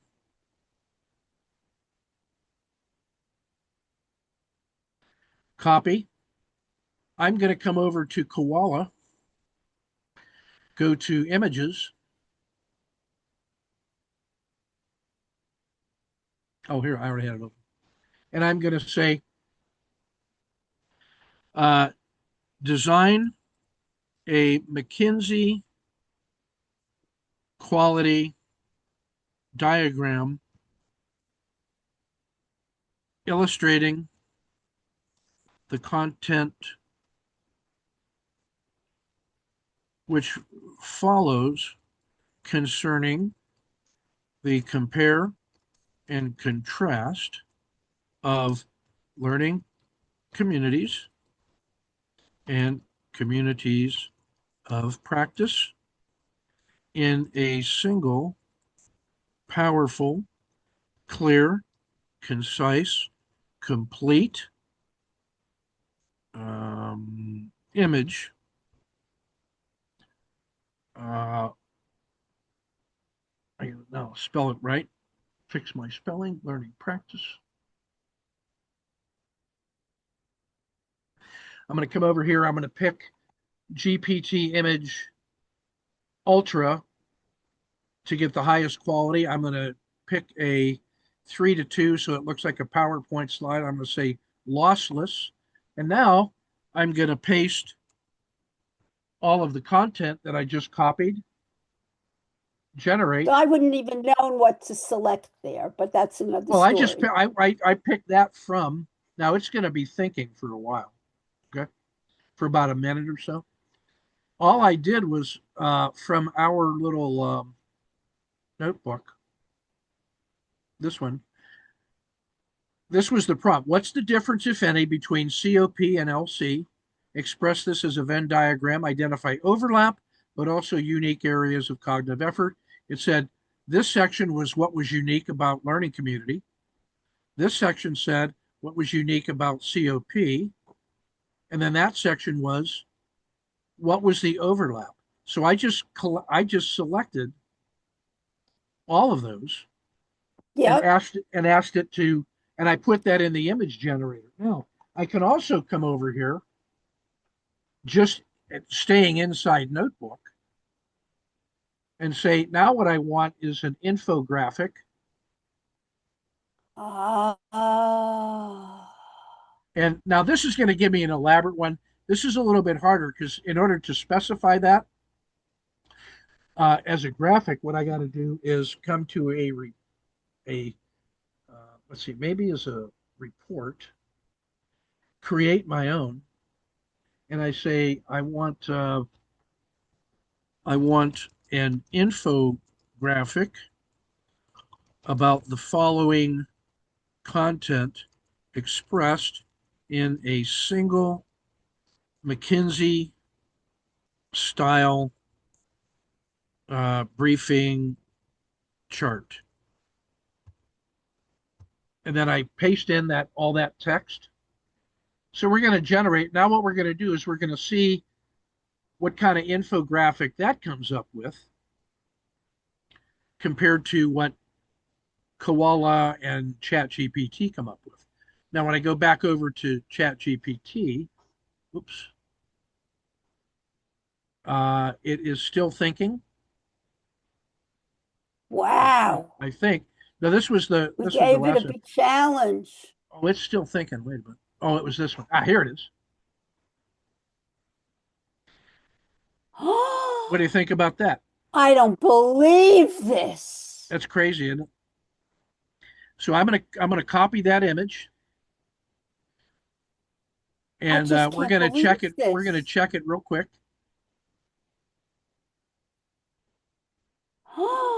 I'm gonna save that just so I have that. So, learning communities versus communities of practice. Uh, Comparing cognitive effort and structural differences. The bottom line summary was different structures, shared purpose. I agree. Both of them leverage human connection to drive learning and improve practice. Understanding their Correct. differences helps organizations design the right structure for their goals. And when used intentionally, both can accelerate learning and create lasting impact. Do you disagree with any of that? Nope. That looks pretty good. Unique to learning communities. Cognitive effort and focus, driven by goal. We read that one. Membership is mandated, cohort based, assigned by institutional roles. I agree. Leadership is formal, directed by facilitators, administrators, principals, and guiding the cultural shifts. Knowledge application focuses on adopting best practices, completing projects, and formally disseminating learning across the organization. Would you agree with all that? Yes, and And from the perspective of what you and I are talking about in doc yeah, programs, yeah, the individual is driving the learning. Remember when we came to who yeah, was the yeah, leader? I mean, who was the commander? yeah. So the institutional outcome Sets is frameworks. successful Yeah, certification, yeah, whatever that means. yeah. But the But genuine the energy and direction is coming from the student. exactly. And I don't And think that's clear in here. except when you get to this piece in the middle, the overlap of shared Okay. characteristics. Learning is a social phenomenon, breaking professional isolation. Active collective inquiry. Who is doing the active collective inquiry? The It's only students. the student. Well, and if And you take it as the faculty and the admin are part of that faculty is learning directing them. community, The well, faculty is directing them and pointing them, but all of the energy and the actual shoveling is coming from the student. right. So, But so the learning community or the population yeah, so the in a learning learning community, community is yeah, all of them. yeah. So the learning community uh, is, if I can get my little pencil drawing here. Let's see, watch this. So the learning community, the faculty's role in directing and framing and certifying is coming from here, from organization, formal, Correct. directed by facilitators, focusing on directed best practices, completing projects, and formally disseminate. The energy is coming from here. So the learning community also includes this shared shaded space. It's this plus all of this. And the Yes, individual energy and driving is in here. And now learning is a social phenomenon. You are absolutely. breaking out of the professional isolation of the individual, and Correct. it's a supportive environment built on trust, respect, and emotional support, and sustaining continuous improvement through and long-term change through meaningful interaction. That's the intersection of faculty and students, and students and students, and students with external resources of people they're working with. So Exactly. that's what the learning community was bringing. The community of practice, what are they doing? Well, it's situated learning in their area of interest that they've chosen to join. They have created a community of by the things that they choose to do. Shared domain expertise, that's faculty. Legitimate peripheral participation, developing professionals into masters. This is about this internal skills and development of the student achieving standards and being recognized of it as achieving masterful performance. The Right. membership is voluntary, self-selective, driven by passion or expertise, often crossing organizational boundaries. So that's where the individual as the driving force in the community of practice, because it's their choice. And the leadership, instead of being formal organization, is emergent. It's grassroots. It's distributed. It comes organically from both formal and informal leaders. In the same way that me, Olivia, Tom, and soon to be you and Anastasia will be moved into the steering committee when the time is right, if you want, as a way to become a semi-formal leader because we operate on that basis. And then knowledge creation, it emphasizes tacit knowledge, which you get from doing, shared through storytelling, holy mackerel, joint problem solving like we're doing, shared tools and vocabulary. And So this there is a goes very, back to Nonaka, which yeah, is my theory base of tacit to explicit back to tacit. And that's how yeah. you build capacity. So this is explicit to tacit, tacit to explicit, and that takes the form of that big iceberg. Right. And you say the explicit is about 30% of aware knowledge and 70% where the expert doesn't even recognize formally the things that they know internally. Correct. So, like all of the things that are emerging for you that came out that were triggered by the things we said yesterday is a manifestation of your tacit knowledge Correct. responding, aha, to the thing that you were saying. Hey, that Judith was talking about those things from her expertise. Her expertise in a true story came down and triggered your tacit knowledge. And because you were in that room and had emptied your bowl, you were actually able to receive her testimony into your bowl where it kind Right. of cooked around. And then that said, aha, triggered tacit knowledge. And then your tacit knowledge made itself aware to you in your expert knowledge by creating the words to tell a story that was dormant in your tacit knowledge, unspoken, unworded, but it came to your attention in the form of visions and words, which you could then share.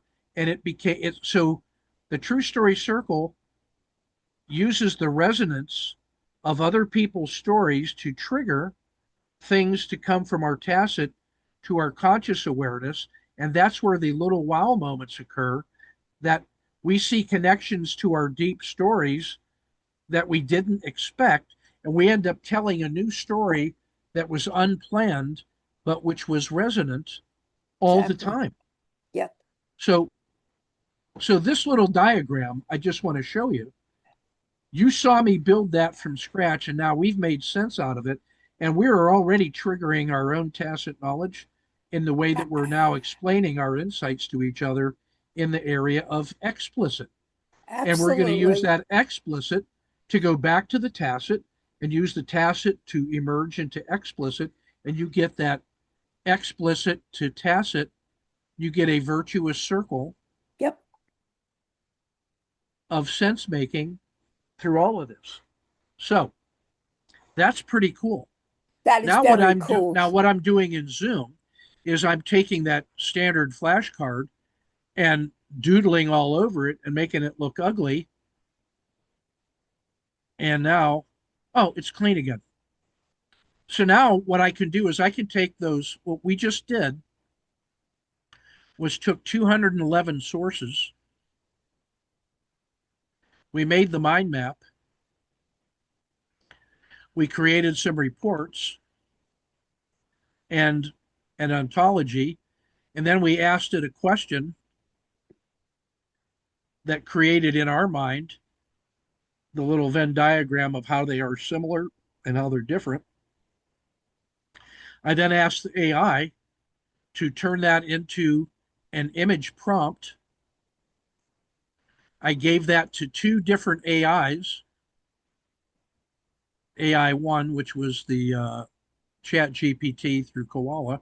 And now by this time, we're going to see if Notebook, which is Gemini, we're going to see what kind of diagram it comes up with. So this is diagram one. And now all I'm doing is using that artifact to elicit the story that I'm trying to tell and make sketches for you. Now I'm going to go back to um, the notebook and see if it came up with a uh, executive briefing. Now it came up with a text. That's the text report. So that's its effort to go even deeper. That's pretty cool. Make that that's a good report, so it knows to keep doing things like that. Um, and I'm going to uh, export to a document so I can now have a nice clean text file.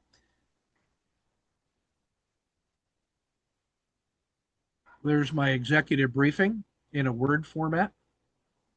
And now I'm going to go to, I'm going to see if it was able to come up with a, when I go to the studio, I'm going to see if it was able to, collective reflection and learning framework, see if it came up with a, see if it could come up with a diagram. Holy mackerel, it did. Now, this is different than the one that we just saw, but that's pretty good too, isn't it? Domains, communities, and practices. So that's not bad. So we're going to save that as well. I'm going to, oh, anyway, I'm just going to drop, I'm going to use my little screen capture and just make sure that I keep that. I really like So that. this went back to the original question of I, communities of practice, I think so. Now, what I'm and trying to it do, didn't include learning communities, but that's well, fine this one was because we based could do on a separate 211 one for, sources. Yeah. So what I got to but it do was is, around communities of practice. yeah, but here's what I think I can do. If I take that report that was the executive briefing, strategic differences of communities of practice and learning communities, I'm going to push that over here and make it a Hmm. source. And then I'm going to unselect all the sources and I'm only going to select that source. So I'm going to see if I can make that a source. Uh, export to docs. No, I can't. What I got to do is something a little trickier. Becoming facile with this will take years. Yeah, so copy.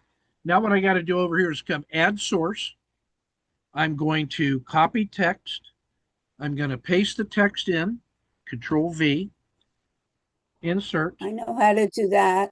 Now that is over here. Now somewhere down in here, there is a text file that is that's being generated. Cultivating communities of practice. Yeah, I got to find out where is that darn thing?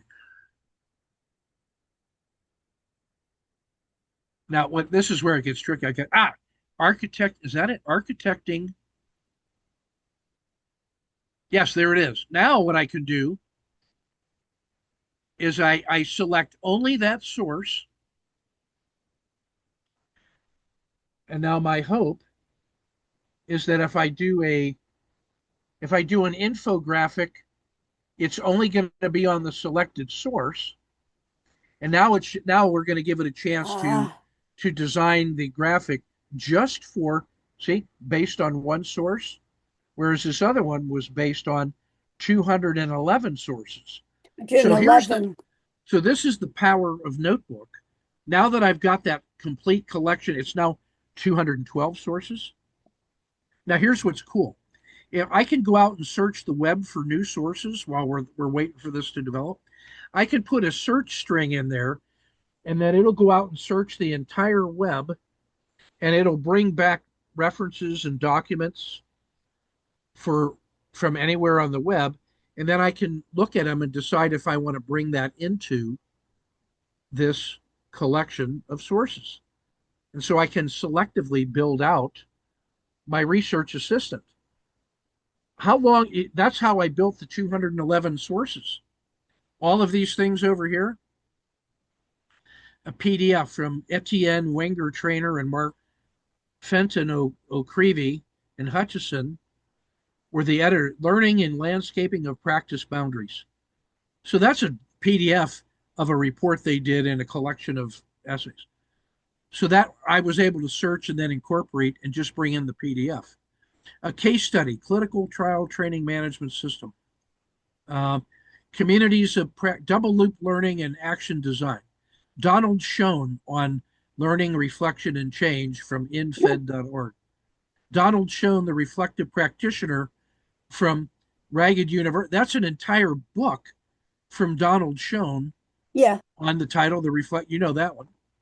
And so this thing that's the mixes, seminal work, yeah, as is Wenger's. yeah. So using the But search I'm not function, sure there's seminal work on learning communities, interestingly. Not yeah, like there is for communities of practice and reflection. yeah. So now we got the special learn. It's done. The special learning community versus communities of practice. Let's see what it came up with. There it is. Learning communities are driven by mandate. Oh, that's good. That was this thing that was not identified by the other one. Driven by a mandate. Structured cohort focused on organizational goals, curriculum, and institutional consistency, featuring membership, leadership, and knowledge. But communities of practice are driven by passion. Voluntary groups capturing tacit knowledge and innovation through domain expertise. So Oh, is that interesting? look at the So you know structured that the organization and look at the wild organic growth of a community of practice driven by passion and people each following their own little branch. What do you think about that? so this Now, is fascinating now look at you and I because down here. Members bridging structural holes have a statistically higher probability of generating ideas. That's me and you down in here you looking for got the it. integration from your side and from my side. This is my passion for uh, participatory action research. Hey, look at there's the hierarchy of cognitive depth: simple brainstorming, double loop learning, specular reflection, and storytelling at the top level. There's our tacit learning, there's our explicit learning. Use learning communities for baseline compliance.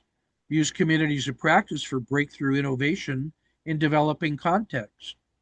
So the the presentation that you make to your university is to say, hey, we've got all this, but it's not either or, it's and both. And we need to add this because the mutual support creates an alloy that is more powerful than either one of the base metals themselves.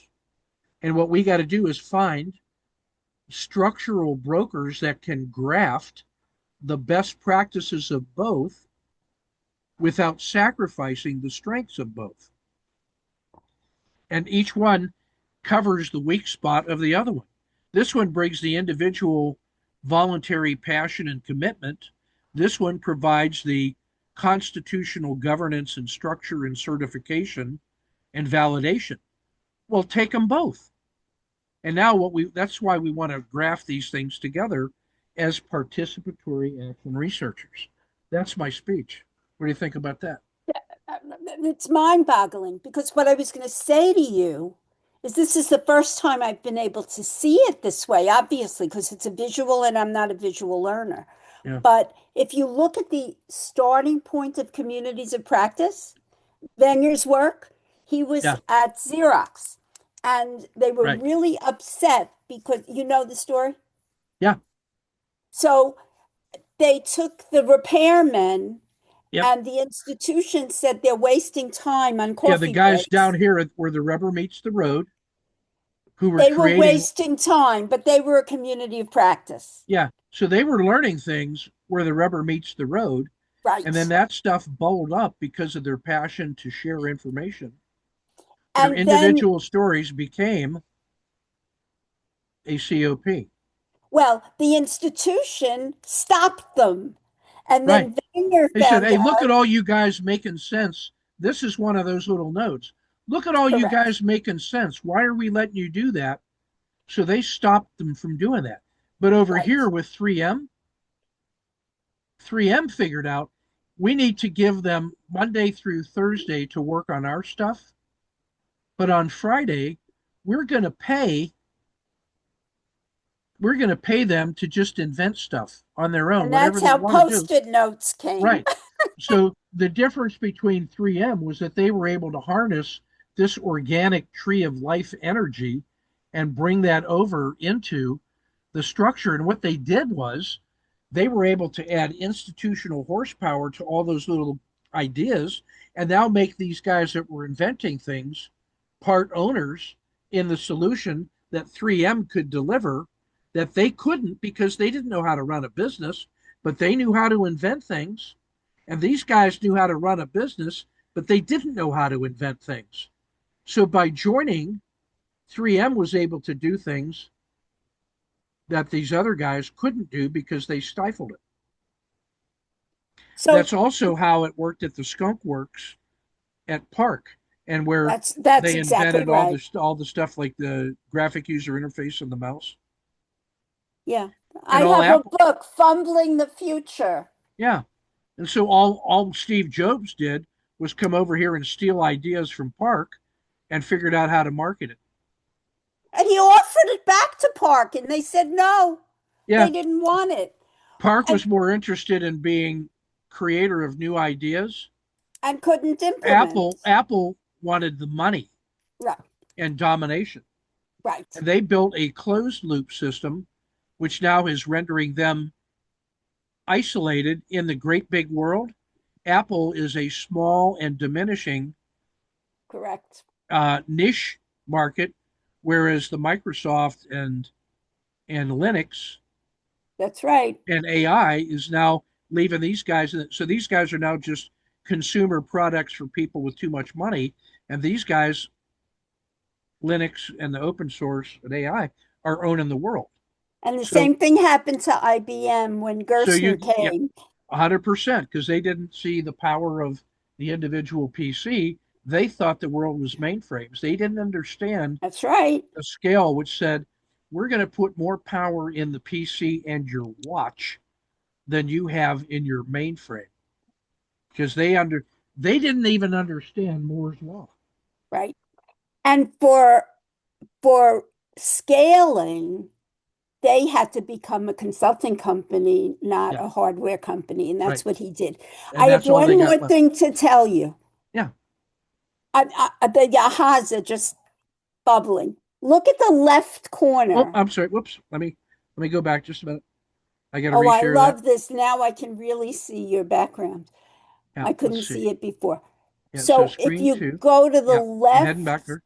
the leftmost corner, Yeah.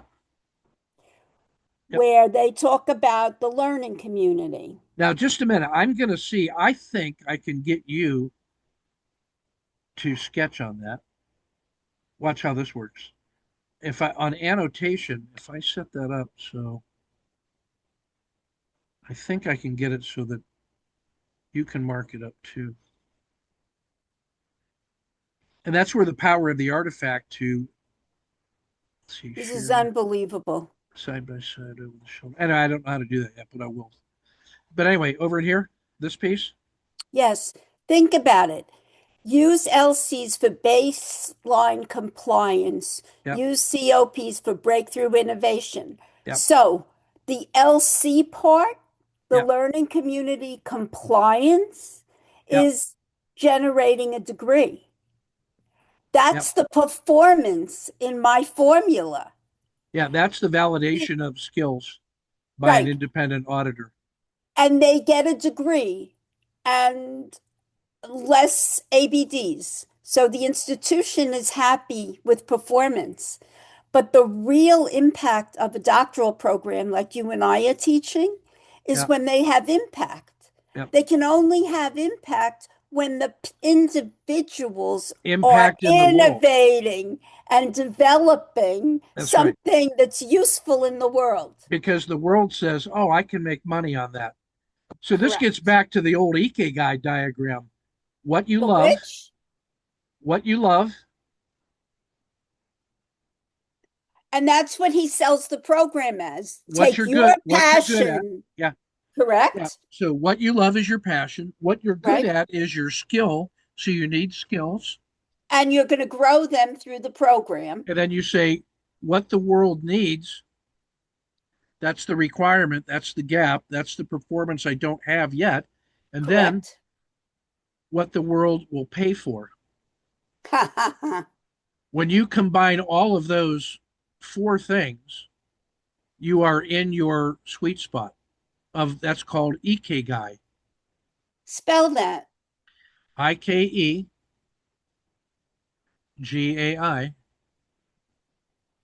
That's I a don't know. Japanese term that means the intersection of four things: what I love, what I'm good at, what the world needs, and what the world will pay for. My ideal job is all the intersection of those four things. So, teaching with AI, I love doing that. I'm also very good at it. The world also needs it, and the world will pay me to do that. So that's what I do. So, full disclosure, and this is the piece that makes me very vulnerable, Yeah. but I've decided that there's no way that we are in kindred spirits. I've There's got there's no way we three, are or not. we we are kindred Oh, spirits. yeah. There is no way we are not. Right. So, Correct. love, skills, and good at are all things I can say I have with building scholar practitioners or Yep. supporting that Yeah. scholar practitioners, but it's not what anybody wants to pay for because they don't understand the catalyst Well, guide. well, you just got to find the college that recognizes that and wants to do it.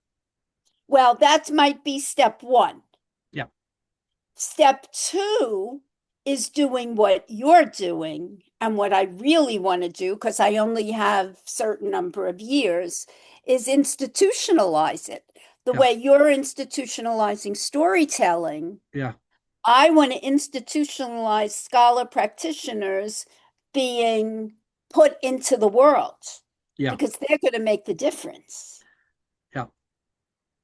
So that's where we got And to find you got to find programs like Case Western and George Mason University, where Tojo teaches. My university is St. Mary's. Any place that has any school that offers a DM or an EdD that features uh, action research and has a strong practitioner orientation with a strong connection to the local community to find sponsors, to put their people out there working in the world doing case studies, interning, and then coming back, and as opposed to keeping them in a sterile classroom. Any university that has already committed to that is in the market for you. And so that's where you activate your network of fellow practitioners and say, hey, who out there knows of AI? Find me a list of all the universities in the world that are built on an action research uh, DM practitioner in the world structure. Hey, Joanne Preston. I was just thinking that. Hey, I hey, met Joanne, tell her me at the name of, yeah, ISODC. yeah. Oh, yeah, I'm in that. Well, Anton is doing something phenomenal, and Yeah, I have a good relationship with him. yeah. And believe it or not, He's so smart. Anton is so smart. God and dang. he comes out of the military, really Yeah, interesting. yeah, And he and I and a fellow non-doctoral person have just been appointed as a group to re-engage ODR because yeah. Dave Jameson isn't well. Right. And that's what I was going to say to you. We need to Well, write an article about this for I'm with you on that. ODR. I have been a long-term passive member of um, OD. ISODC, Yeah, of the bigger one, management. ODN. Yeah, but in OD, ISOD, I'm happy to help you write an article on exactly what we just showed with Yes, yes, those. Yeah, yes, yes. and not only there, but we're going to present that next year at ABSEL, What's Association for Business Simulation and Experiential Learning, because at the master's level, those guys are strongly connected to all the business colleges that are out there that are trying to convert away from classroom instruction yeah. and into supervised action research with businesses that are practical, doing case studies and action research to teach using hands on experience in the world, to have an experience based MBA. And the American Association of Business Schools and Colleges has made that an explicit part of their accreditation So program. So all those business schools are out there trying to get what we're talking about that's right. into into business. And I just went for the first time in 20 years to the Management and Organizational Behavior Teachers Conference Yeah, and have a connection to the executive director yeah, who we did a PDW. And right. he wrote back to me how excited they were Well, you know what because you're going they're to be able looking to for do? scholar Hey, practitioners. check it out. Check it out. When I upload the audio file and the graphics from this, Yes. and you send this video to him or her, Yeah. he's going to listen to that and say, here's what I want you to have in your paper, and I will fast track you for publication. Because you are describing exactly what we want, and you could be a keynote speaker for us and present that paper at the next conference. So that's how you use this little brainstorming. This what we elicited was tacit knowledge, Absolutely. and what we're going to do is we're going to take a look at this thing and break it up into chunks. Like the first hour where I was Yeah, BSing I about was my gonna, life, don't need that. yeah, But all right. the pieces that pertain to what you want, we can make that Yes, into a clip and send that as a 15 or 20-minute TED talk, which is what a paper presentation is. And then you use the TED talk to write the paper that supports the talk. And now the paper is perfect for the presentation you want to give. Most people do it the other way. that's right. They start with the paper and then they try to figure out how to talk about it. We decide what we want to talk about and then we write the paper that supports it as practitioners. And the other place we might be able to get published, but it's much harder, Yeah. is in Hillary's Action Research Journal. Yeah. And wait till she hears the piece where we're giving her great praise. Yes. But she's so critical thinking and professional. She won't let that sway her Yeah. judgment. No, no, no. That's the story for another moment. Yeah, I but I'll gotta go. love you, babe. I can't tell you what this has done. That's pretty cool, This huh? is a milestone conversation. Very cool. I'm with Thank you. you. The challenge is how can I learn what I was supposed to learn, but I'm going to try. Well, all by doing, you just figure Yeah, out that it's always the next thing, right, and you learn to do that, and then that learns you the things you need to go. right. And if it didn't work, if it wasn't good enough, you learn a little more That's right. until you can achieve the minimum required standard, and then you move on. And what I want to do in the very near future Yeah, is set this up so that I can get an IRB proposal for the assessment of the 5 years that has been an action research project yeah, and isn't IRB approved, and then add on to it. yeah. Sounds good to Thank me. you so much, sir. Making progress. You're a star. Hey, now you got to Yes, think. You got to think about what you're going to say next Monday. I'll think about it. So you're going to rehearse what you say on Sunday. You get to rehearse with me Yes, what you plan to say on Monday. yes. That There we are. that now is exciting as opposed to Yeah, yeah, intimidating. yeah. And Okay, so what I will do is send you the. So that was a tip. Tonight was a tipping point, absolutely. and now it's downhill and momentum and steering.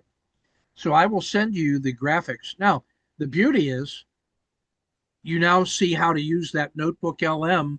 You can start playing with that, Yeah. and then off we And go. can I create a new one or do I just continue with that one? I'm gonna get now. Here's what I gotta do. I gotta take your email and make sure that you are registered as an editor in that. Okay. Now, I think I tried to do that once with your ABC It is a email, Gmail, but if I need one that is pure pure Gmail, I Gmail. have another one, Yeah. which So I I'm never gonna try use. it. I'm gonna try to do that with the ABC email. If that does, it'll send you an invite or it'll tell me it doesn't work. Okay. So if you would just go ahead and send me the Gmail thing anyway, I can get you Okay. in there. And then if the ABC doesn't work, you can log in as the Gmail Okay. and then you can start monkeying around with it. Okay, Okay, I have to look that up and I'll do that tonight. sounds good. See you soon. Thank you. Bye. Ciao for now.